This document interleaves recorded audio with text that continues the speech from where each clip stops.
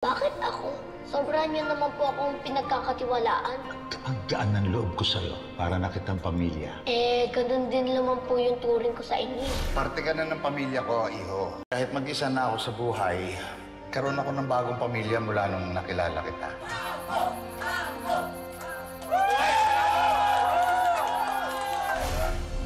Siguro.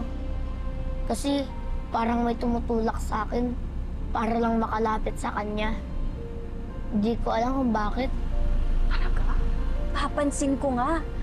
Parang may kakaiba kayong connection pag magkasama kayo.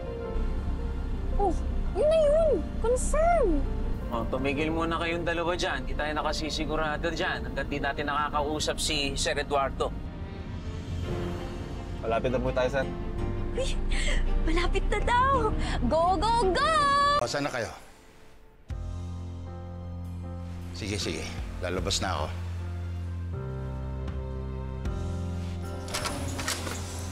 Magandang araw po. Hello po.